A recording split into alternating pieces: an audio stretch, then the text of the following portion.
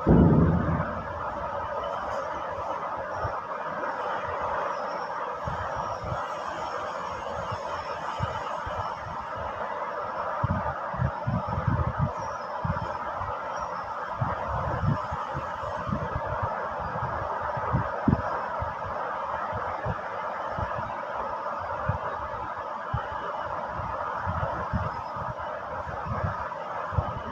Morning dear students.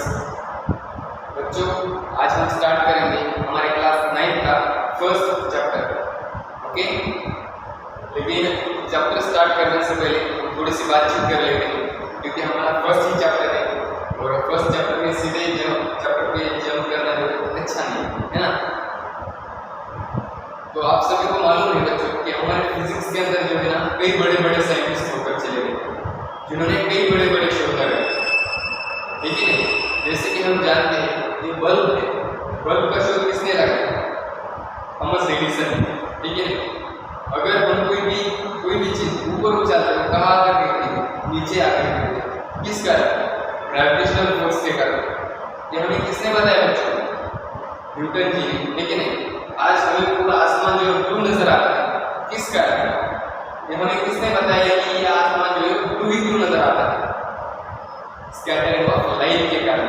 ठीक है नहीं, ये हमें किसने बताया? सीवी रमन जी ने। इसी तरह ये महान साइंटिस्टों की श्रृंखला में से एक महान साइंटिस्ट का नाम है अल्बर्ट आइंस्टाइन, जिनको फोटो इलेक्ट्रिक इफेक्ट के ऊपर नोबेल प्राइज तक मिला हुआ है। ठीक है नहीं, उनका एक बहुत सुंदर वाक्य है बच्चों कि वे कहते हैं कि हम जिस व्यक्ति से डरते हैं ना, उस व्यक्ति से हम कभी भी खुले मन से बात नहीं कर सकते या फिर उससे सवाल या जवाब नहीं कर सकते। इसलिए मेरा सबसे पहले आप सबको यही कहना रहेगा कि हम जो चैप्टर स्टार्ट करने जा रहे हैं बच्चों, उसके अंदर अगर किसी को भी कुछ भी डाउट या क्वेरी आती है तो आप बिना हिचकिचाए बिना डरे हमसे पूछ सकते हो। ओके, आइए मुड़ते हैं हमारे फर्स्ट चैप्टर की तरफ। चैप्टर स्टार्ट करने से पहले और एक बात, आप में से कोई बता सकता है किसी भी मैटर में कितनी स्टेट्स होती है? Anyone else? सही है, कितनी? Solid, liquid and gases. ठीक है ना, किसी भी मैटर में कितनी स्टेट्स होती है? 3 स्टेट्स होती है, सॉलिड, लिक्विड एंड गैसेस। लेकिन बच्चों ये जो है सॉलिड, लिक्विड, गैसेस, ये हम ज्यादातर कौन से सब्जेक्ट में पढ़ते आ रहे हैं? केमिस्ट्री में। ठीक है, लगभग 6ठी कक्षा से लेकर आज तक 3 स्टेट्स हम आज तक पढ़ते आ रहे हैं, लेकिन हम ज्यादातर किसके अंदर पढ़ते हैं? केमिस्ट्री के अंदर। जबकि सॉलिड, लिक्विड एंड गैस, उससे आगे जाकर हम plasma and post Einstein condensation ये स्टेट्स होती है, लेकिन हायर क्लासेस में जाने के बाद आपको पढ़ाई जाएगी। ओके, जिस तरह केमिस्ट्री के अंदर 3 स्टेट्स है, ठीक उसी तरह क्या हमारे फिजिक्स के अंदर भी ऐसी कोई स्टेट्स होती है? कोई बता सकता है? हाँ, तो बच्चों हम बताते हैं, जिस तरह केमिस्ट्री के अंदर 3 स्टेट्स होती है, सॉलिड, लिक्विड, गैसेस, ठीक उसी तरह हमारे फिजिक्स के अंदर भी मेनली 2 टाइप्स की स्टेट्स होती है। एक तो होती है मोशन स्टेट और दूसरी होती है रेस्ट स्टेट। अब ये मोशन स्टेट क्या है एंड रेस्ट स्टेट क्या है, इसी के बारे में आज हम फर्स्ट चैप्टर में डिटेल्स से स्टडी करेंगे। ओके, तो हमारे फर्स्ट चैप्टर का नाम ही है बच्चों मोशन।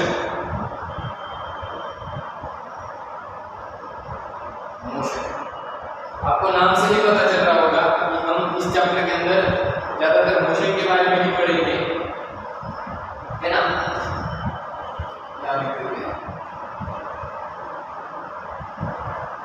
है ना, हम इस चैप्टर के अंदर ज्यादातर मोशन के बारे में ही पढ़ेंगे, लेकिन जिस तरह सिक्के की सिर्फ एक बाजू देखकर नहीं चलता, उसकी दूसरी बाजू क्या है ये भी हमें देखना बहुत जरूरी है। उसी तरह अगर मोशन सिक्के की एक बाजू है तो उसकी दूसरी बाजू क्या है? Rest state. तो इसलिए मोशन तो हमें देखना ही है, लेकिन एक्चुअली रेस्ट स्टेट क्या है ये भी हमें देखना बहुत जरूरी है बच्चों। ओके, और एक बात मैं आपको बता दूं जो कि बहुत इम्पोर्टेंट है। ठीक है, मुझे आप हमारा फर्स्ट लेक्चर इसलिए मैं आपको बता देता हूँ, बार बार नहीं बताऊंगा। ओके, तो वो ऐसा है कि हमारा क्लास 9 का जो सिलेबस है बच्चों, वो कुछ इस तरह से बनाया गया है कि इसके अंदर के जो चैप्टर्स है वो पूरी तरह एक दूसरे पर डिपेंडेंट है। ओके, मतलब अगर आपको नेक्स्ट चैप्टर अगर समझना है तो उसके लिए पहले चैप्टर के अंदर क्या हुआ है ये आपको बहुत अच्छी तरीके से आना जरूरी है। ठीक है, आज हमने मोशन स्टार्ट किया है, इसके बाद वाला चैप्टर कौन सा है? Force and laws of motion. मतलब force and laws of motion समझने के लिए आपको पहले मोशन क्या है ये समझना बहुत इंपॉर्टेंट है। ओके, उसके बाद कौन सा आ रहा है? ग्रेविटेशन। मतलब ग्रेविटेशन के अंदर अगेन फोर्सेस के बारे में बात की जाएगी, तो उसके लिए आपको force and laws of motion क्या है ये बहुत अच्छी तरीके से आना जरूरी है। उसके बाद आता है फिर fluid, work, energy, power and sound. ये चैप्टर आता है और इससे sound and work, energy, power में क्या रिलेशन हो सकता है। तो बच्चों साउंड भी क्या है? एक तरह से एक प्रकार की एनर्जी है। ओके, तो इस तरह से हमारा जो क्लास 9 का सिलेबस है पूरी तरह एक दूसरे पर डिपेंडेंट है। इसलिए मेरा आपसे यही कहना है कि आप में से कोई भी लेक्चर तो कॉल नहीं मारेगा, लेकिन कहीं पर भी कुछ भी डाउट या क्वेरी आती है तो आप बिना घबराए बिना हिचकिचाए हमसे पूछ सकते हो बच्चों। ओके, तो आइए बढ़ते हैं हमारे चैप्टर की तरफ, मोशन। जैसे कि मैंने बताया हमारे फिजिक्स के अंदर मेनली 2 टाइप की स्टेट्स होती है ना। स्टेट्स कितने प्रकार की? 2 प्रकार की। कौन सी? एक तो है मोशन स्टेट,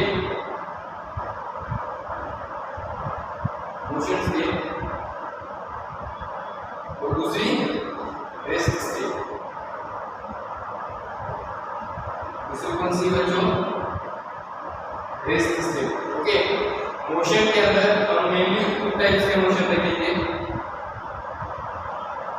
जबकि इससे पहले आप जानते हैं कि क्लास 6 में ही आप मोशन के अनेक प्रकार पढ़कर याद रखाए हैं। ठीक है, ठीक उसी तरह मोशन के इस क्लास में हम 2 टाइप के मोशन देखेंगे। एक तो है uniform motion,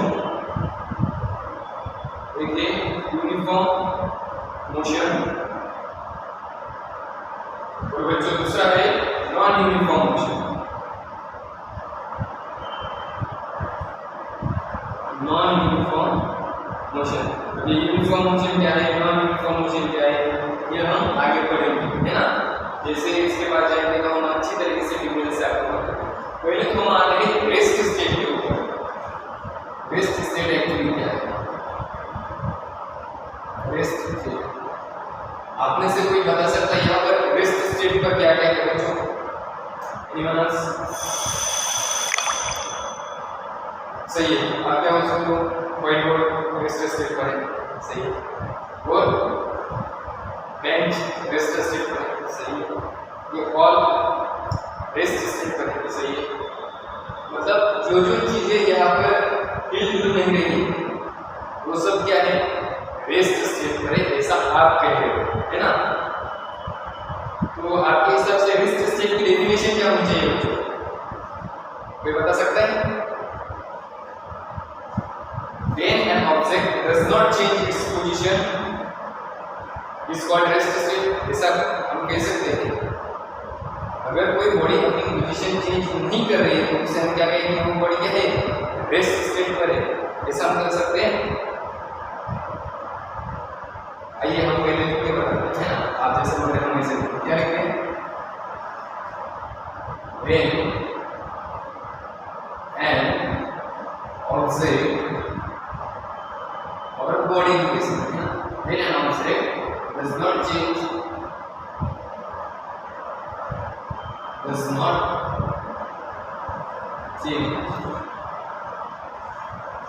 its position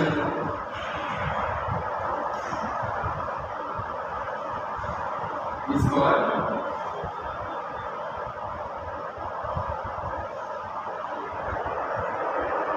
rest state. ऐसा ऐसा कह सकते हैं हम। तो आइए हम एक्सप्लेन करते हैं बच्चों कि आपने कहा कि हेडबोर्ड क्या है? रेस्ट स्टेट पर है, ठीक है। लेकिन इसके आप देख लो इसलिए रेस्ट स्टेट पर है, ठीक है। आप कह रहे हो बेंच जो है रेस्ट स्टेट पर है, लेकिन मैं कह रहा हूँ रेस्ट स्टेट पर नहीं है, है ना। वो क्यों कह रहा हूँ, क्योंकि बच्चों हमें मालूम है हमारी अर्थ जो है उस सन के अराउंड क्या होती है, घूमती रहती है। मतलब अगर हमने सन के रिस्पेक्ट में देखा तो ये अर्थ क्या है, घूम रही है। अर्थ घूम रही है मतलब क्या है, और व्हाइट बोर्ड भी क्या है, घूम रहा है, ठीक है नहीं। अगर सन के रिस्पेक्ट में देखें तो ये चीजें क्या है, सब मोशन स्टेट पर है, समझ रहे हो। तो इस डेफिनेशन के अंदर सबसे इंपॉर्टेंट वर्ड कौन सा मिसिंग है, आप बता सकते हो। जिस तरह हमारे शरीर में से अगर हमारा दिल निकाल दिया जाए तो हम क्या करते हैं, डेथ हो जाएंगे, ठीक है, हमारी बॉडी मर जाएगी। ठीक उसी तरह इस पूरे डेफिनेशन के अंदर एक बहुत इंपॉर्टेंट वर्ड है जिसकी वजह से ये डेफिनेशन अधूरी है, और वर्ड है रेफरेंस पॉइंट, और उसे हम फिक्स पॉइंट भी कहते हैं, ठीक है ना। तो आइए हम ये डेफिनेशन पहले करेक्ट करके लिखते हैं। When an object does not change its position with respect to any reference point is called rest state. When an object does not change its position with respect to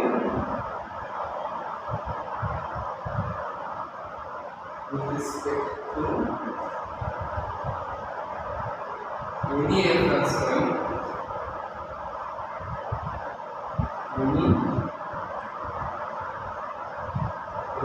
point,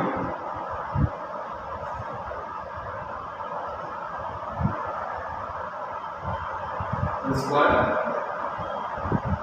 rest state. Okay, आपको समझाने के लिए मैं और एक अच्छा सा example देता हूँ आपको कि बच्चों आप कभी अपने मामा के गाँव गए हो, बचपन में सभी जाते हैं, ठीक है, सभी गए होंगे। तो आप जब ट्रेन से सफर करते हो तो एक फेमस गाना था, मामा के गाँव जाएंगे दौड़ते हुए पेड़ देखते जाएंगे, ठीक है ना। आप सभी ने सुना होगा, सुना है, मामा के गाँव जाएंगे दौड़ते हुए पेड़ देखते जाएंगे। हमेशा क्यों कहते हैं, क्या पेड़ सच में दौड़ते हैं क्या, है ना। फिर ऐसा हम क्यों कहते हैं कि दौड़ते हुए पेड़ देखते जाएंगे, इसलिए कहते हैं बच्चों कि जब हम ट्रेन से सफर कर रहे होते हैं तो हमें क्या लगता है कि पेड़ जो है वो दौड़ते हुए, ठीक है ना। ठीक उसी पेड़ के नीचे अगर कोई आदमी खड़ा होगा तो उसे क्या लगेगा कि हम दौड़ रहे हैं, लेकिन एक्चुअली हम तो एक ही सीट पर बैठे हुए होते हैं। हम दौड़ रहे होते हैं क्या, नहीं, हम तो एक ही सीट पर बैठे हुए होते हैं। उसी तरह हम किसके रिस्पेक्ट में देखें, ये बहुत इंपॉर्टेंट है, ठीक है। देखने का बस नजरिया है, एक्चुअली दौड़ कौन रहा होता है, ट्रेन जो है घूम रही होती है, ठीक है। हाँ, तो बस यही है कि हम किसके रिस्पेक्ट में किसे देखते हैं, ये बहुत इंपॉर्टेंट है। आइए एग्जाम्पल देखते हैं हम, एग्जाम्पल और वही बातें हम हमारे रिस्पेक्ट में अभी देख रहे हैं, ओके। उसके बाद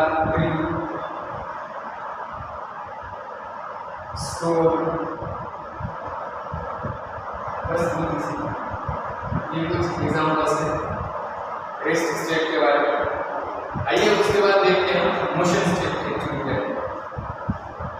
मोशन के बारे में पढ़ेंगे, इसे हम क्या लेते हैं, एक्चुअली मोशन स्टेट क्या है, मोशन क्या है, मोशन स्टेट के बारे में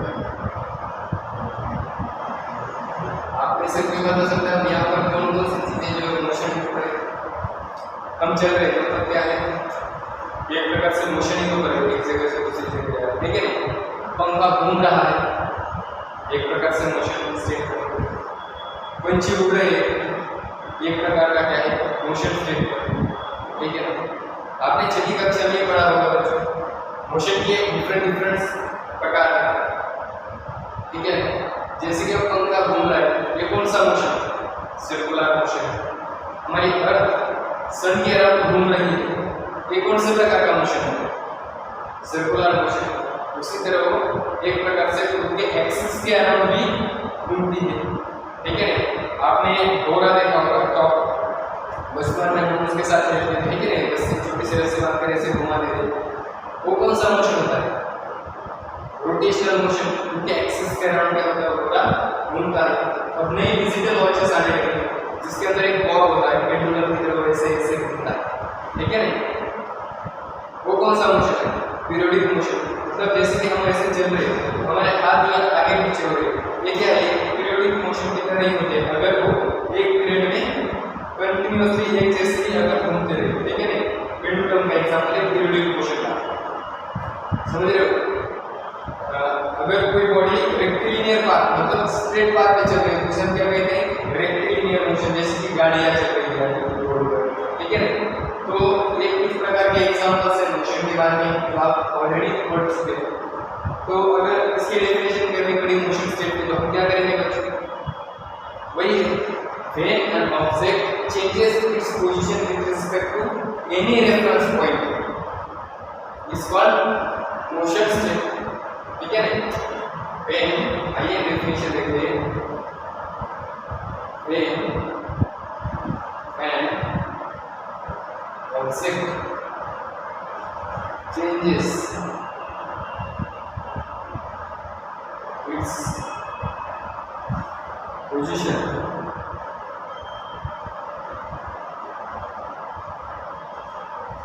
with respect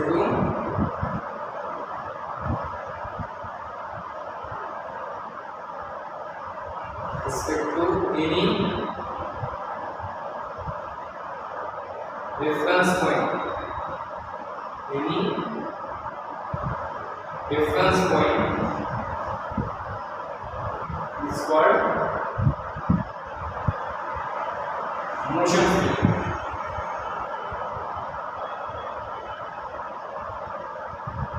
It's called motion state.